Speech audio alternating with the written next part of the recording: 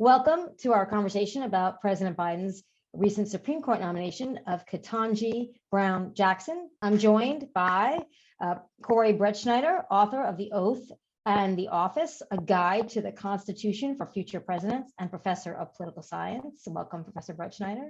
And I'm also joined by Professor Jonathan Collins, assistant professor of education and international and public affairs, and a scholar of local politics, racial and ethnic politics, and public opinion. So welcome and thank you for joining us. We'll start with Professor Brettschneider. I'd like to ask you, how does a president go about choosing a Supreme Court nominee? First of all, thanks for having me, Wendy. Good to be here. Good to be with you, Jonathan. There's no formal requirement of how the vetting takes place, and presidents have differed in how they've done it. Some have, as in the case of Ronald Reagan, turned to their attorney general for lots of advice, and Ed Meese, for instance, interviewed Justice Scalia and Judge Bork, who was not, of course, confirmed by the Senate. In Biden's case, my sense is that, he, speaking of the Bork hearing, made himself, I think, famous for really taking down Judge Bork in that hearing. And by really engaging him, he at one point said, well, I'm not going to get into a debate with a professor, and then really wound up grilling him about his judicial philosophy. And a large reason why Bork's nomination didn't go through, even though he was one of the most prominent judges really in the history of the country, and certainly at that time, was due to Biden really going after him, partly about his judicial philosophy, partly about his role in Watergate. So this time, when Biden has had this option of himself not sitting on the Judiciary Committee, but nominating a justice, a potential justice, a nominee who's going to go to the Senate for confirmation, really took the job seriously by reading the opinions, reading the work, if there was any, and doing the vetting. And most importantly, there were interviews of three potential nominees. Of course, and I know we'll talk about this more, he had said that he was committed to nominating an African-American woman, and he interviewed three African-American women, one of whom was a nominee from potential nominee federal judge from South Carolina. That got a lot of attention because, of course, Jim Clyburn was supporting her, and so was Lindsey Graham. The second was, I believe, a California Supreme Court justice from California, Supreme Court justice from the state Supreme Court in California. And the third, of course, was our nominee. And, just to be blunt about it, I think that from the beginning, it was pretty obvious who he was going to choose. There was something about each of those nominees that just didn't, of the two nominees who were not chosen, that didn't compare to the one that he did. Traditionally, in almost all cases, members of the Supreme Court have degrees from the most elite law schools, and he wasn't, I didn't think, going to stray from that when it came to this pick, and certainly didn't. The other advantage of the nominee he did pick is that she's already been through the confirmation process. She was a longtime district court. The federal system has three levels. The district court is the trial level. She was a district court judge for, I think, 7 years. And then she was nominated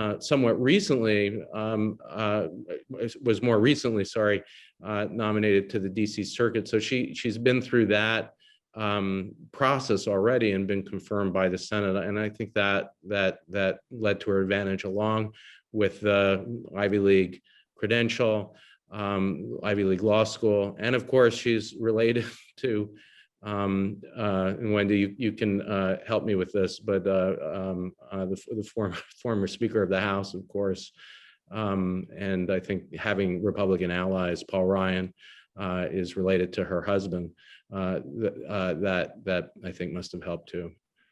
Now, that's fascinating. As you know, at the Taubman Center and the Watson Institute, generally, Professor Collins, we think about things like representation. We think about things about symbolic politics, substantive politics, actual representation in the American system and all over the world. So for this nomination, what does it mean? Is it symbolic? Is it substantive? Where does this nomination fit in terms of politics these days, particularly politics in the Democratic Party, and of course the importance to the African American community in general of having the president follow through with a promise that he made about nominating an African-American woman to the Supreme Court? Well, first, I want to thank you, Professor Schiller, for having me be a part of this conversation. And Professor Brettschneider, it's an honor to be in conversation with you. And it's just a kind of a special moment to be having this kind of dialogue.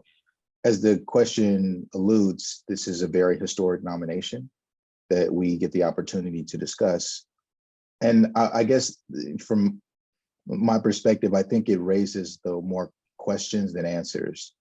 And so, you know, we have to sort of go back to Thurgood Marshall, his nomination to the Supreme Court as the first African-American, to get a sense of the kind of political energy that is generated in the Black community from this kind of historic moment.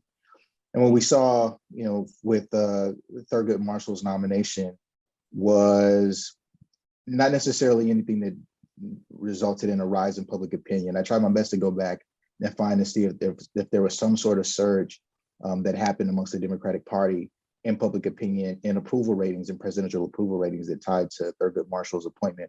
And I found virtually no evidence. And so, you know, President Biden, you fast forward a few decades, and President Biden has really sort of cast his net in this idea of nominating a Black woman to the Supreme Court. It looks like he's on the verge, pending, of course, the nomination process, that this will be successful.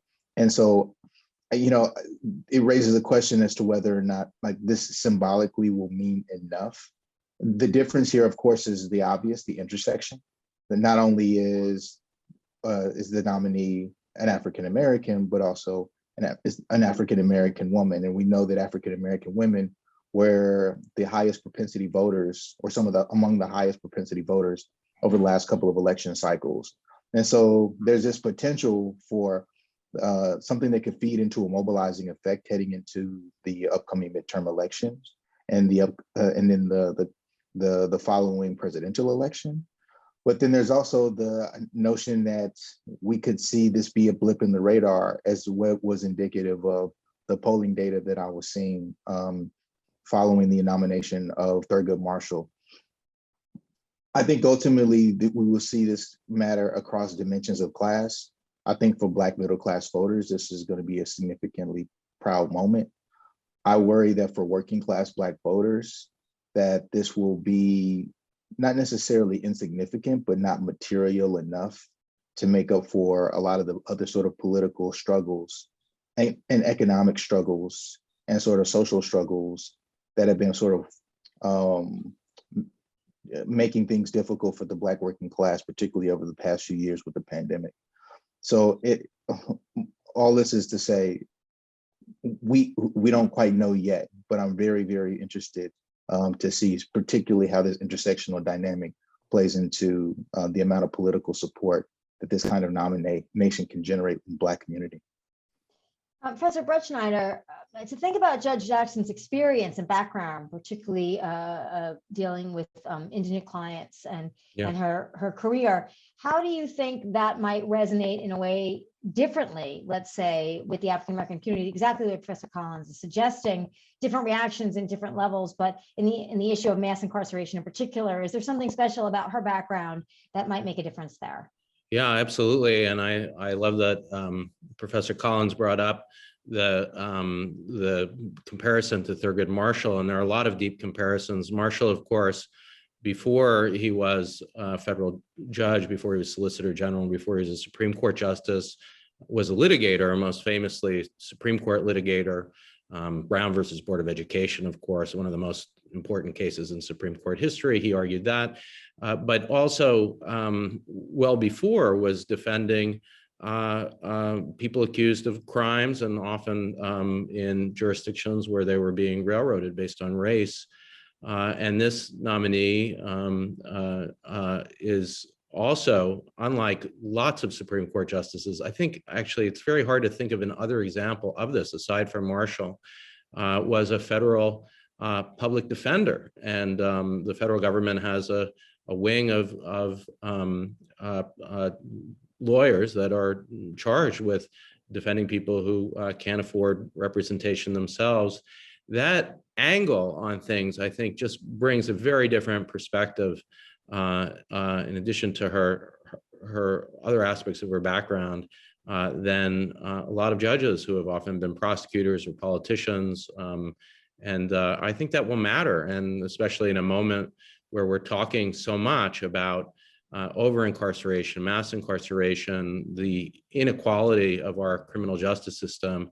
Having somebody who's really seen it up close is going to be a huge boost. Of course, as I said, she has those, she went to Harvard Law School, she worked at a white shoe law firm, but I think that role as a federal public defender and her work with the on federal sentencing guidelines gives her, when people learn about it, which I hope they will, a kind of credibility that is really unlike anybody else that's sitting on that court right now.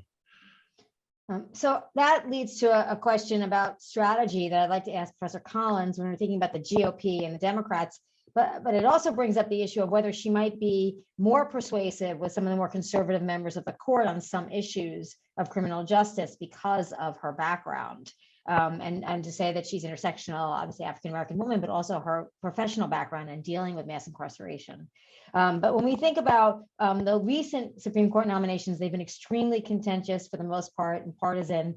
And so in your view, Professor Collins, what's the best GOP strategy? You know, we're hearing a lot from the media that the GOP is making inroads among Latinos and African-Americans across the spectrum of voters and the spectrum of states.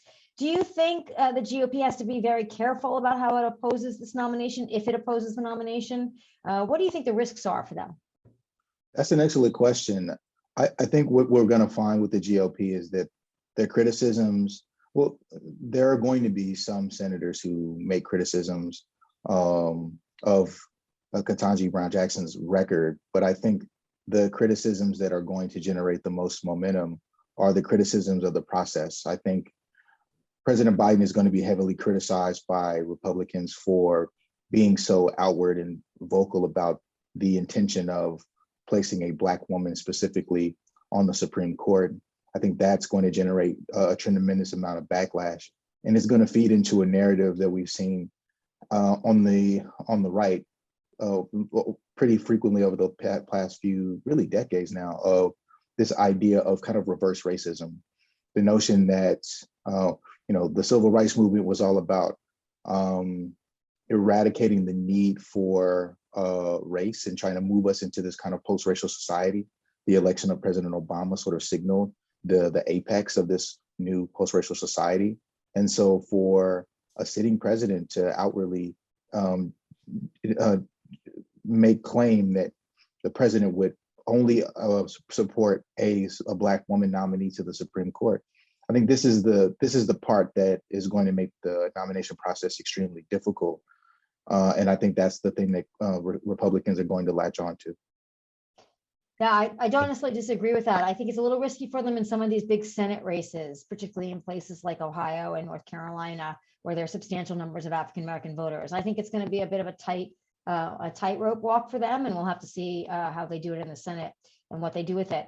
As a last question, I'd like to ask each of you. Hey, can I add one thing to that? I mean, I Sure. think it's such an important point. I think we'll see some of it. I don't know how much. That'll be the question, and from which senators. But part of, I think, what's going to happen too is the Supreme Court is considering this case about affirmative action. In the past, it's upheld some forms of affirmative action. In the Michigan case, for instance, it disallowed quotas, it disallowed a point system, but it allowed diversity as a factor, compelling interest. It was done in a way that was taking the whole candidate into consideration. This is a totally different Supreme Court that this nominee is going to sit in, and she'll be, on most votes, I think, unfortunately, including this one, in a minority of 3. And I'm worried that the nominee that they'll go after her, many of the Republican senators, with an eye towards highlighting not just that she's an example of reverse discrimination, although I think Professor Collins is right to say they some of them likely will do that, but also to highlight the idea that conservative justices and many Republicans call color blindness, their opposition really to affirmative action, or what they sometimes call reverse discrimination. And the sort of combination of that case pending and this nominee and a constituency really that is motivated by a huge desire to end affirmative action might be I'm worried will be a combustible combination in this hearing. So for both of you, would President Biden have been better off politically if he had nominated the candidate from South Carolina because of the express support of Lindsey Graham and Tim Scott, are both Republican senators from South Carolina? Would that have been a different kind of nomination process?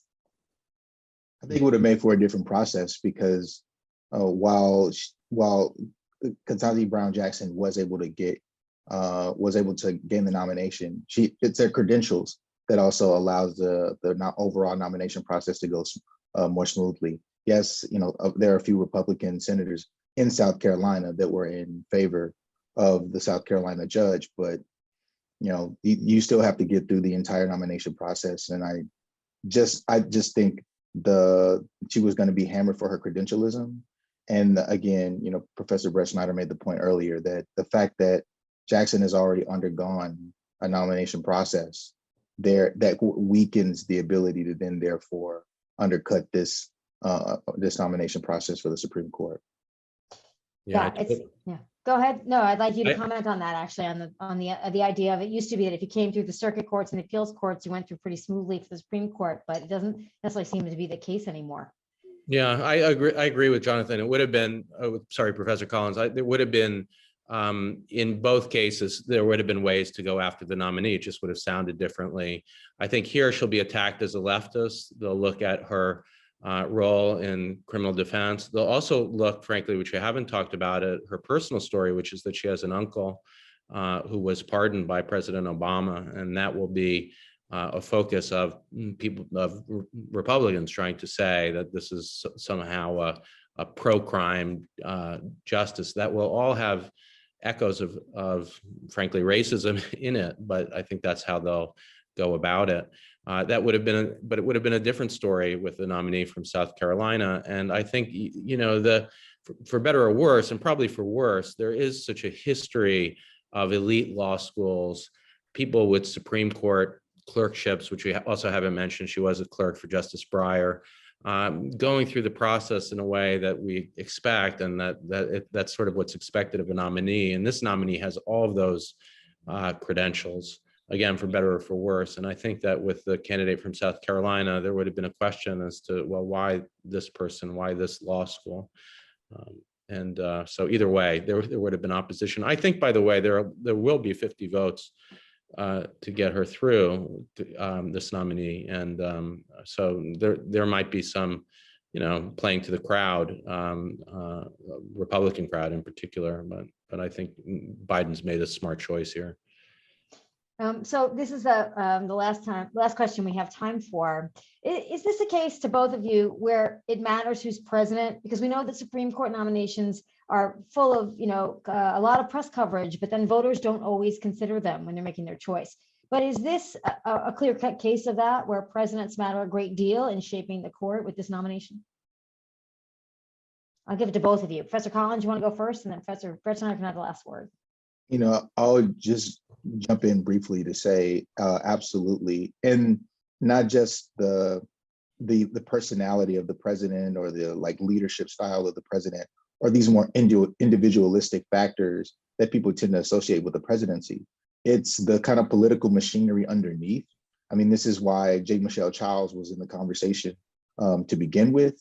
Usually when we have conversations about Supreme Court nominees, again, they are sitting upon a pile of Ivy League degrees. Well, J. Michelle Childs is in the conversation because she has this sort of South Carolina political machinery behind her that was actually co-partisan.